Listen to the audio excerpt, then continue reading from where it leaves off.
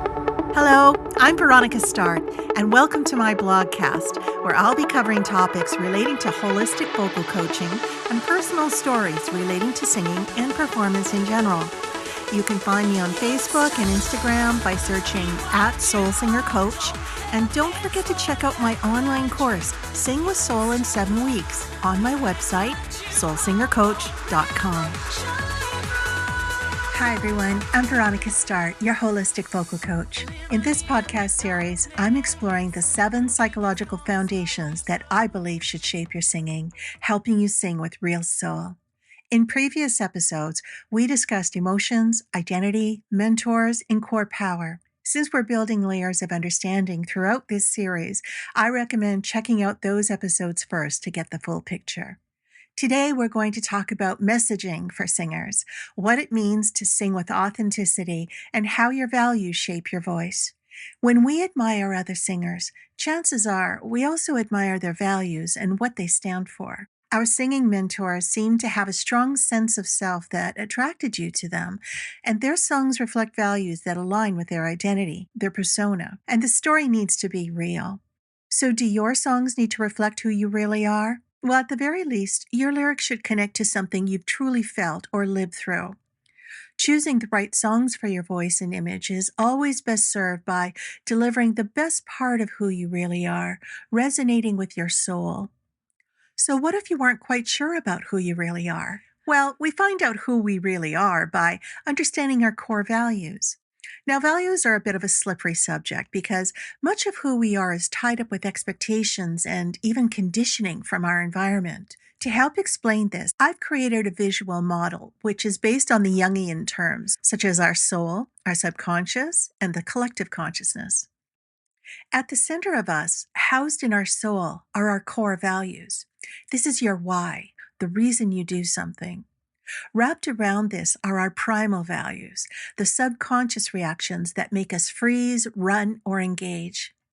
Then we have the outer world, the conscious real world of lived values in action. And there's a bigger sphere around this, the collective consciousness. These encompass group values, the rules of the game you follow if you want to be a part of those groups. So what are those groups?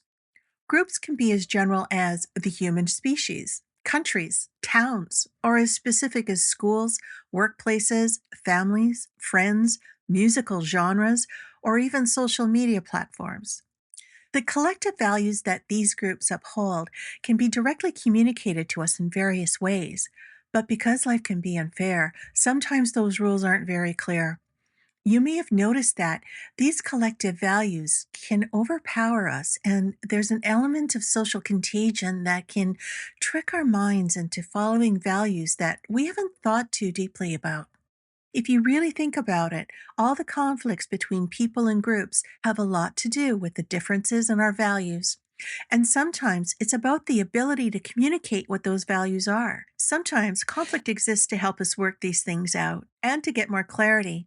And this is why conflict is sometimes a good thing. It sounds very complicated, right? Well, here's where the core power practice of breathing and meditation comes into play.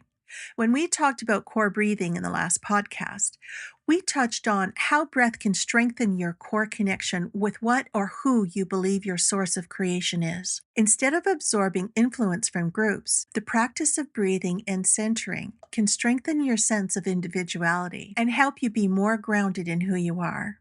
The goal for singers is to have a firm anchoring in your personal values and to stay true to that while navigating and engaging with the rules of the many games, groups, and situations we find ourselves in. In music and in musical theory, there are non-negotiable group rules. For example, if you sing jazz, there's an understood structure to that musical conversation, or no one will know when a solo is over. If you break some of these musical rules, you might not stand out in the most positive way, but sometimes artists can become innovators. A good example is Miles Davis, who possesses a strong knowledge of the established rules from his studies at Juilliard, and due to his strong sense of self, he reinvented and redefined the jazz genre throughout his career. For the majority of us mere mortals, we won't be able to control predetermined rules or even have a desire to innovate. But we can make decisions about the style of music we want to sing and the repertoire that truly aligns with who we really are, and not just to follow a trend because it's popular.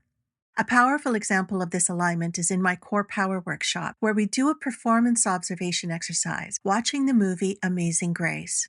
This is a live album recording of Aretha Franklin singing with a gospel choir in Los Angeles. Her performance of the song Amazing Grace is the perfect example of core belief and core power. We can watch her body as she's holding onto the pulpit, pulling the deepest feeling up from her torso, leaning her head back and pouring out her deepest truth with unshakable conviction. You don't have to share in her beliefs to be moved to tears by this performance. And if you watch it, I recommend keeping a box of tissues handy. The deep devotion Aretha transmits, rooted in her core values, is the epitome of soul singing. Her belief in something greater, whatever you might call it, penetrates your heart because it's so real. This is how core power works. It's physical, it's spiritual, it's psychological, and you simply cannot fake a commanding power like this. And if you want to transmit your core power, your repertoire choices, your songwriting topics are extremely important.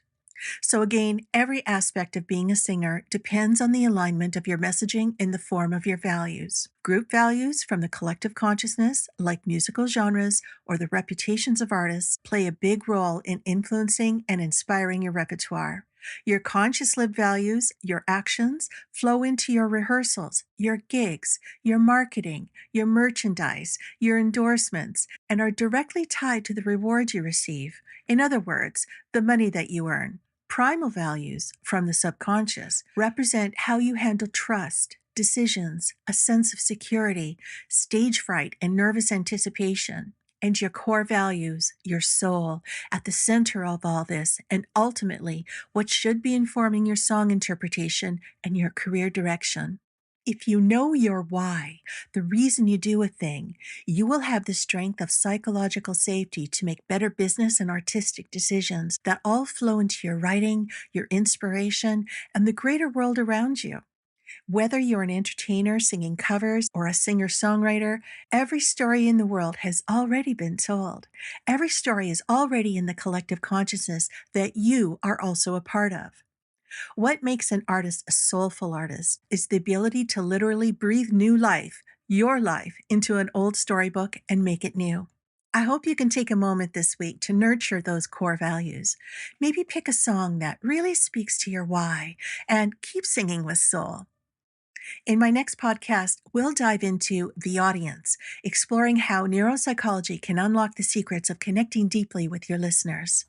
Bye for now. See you soon. You've been listening to Veronica Start's blogcast.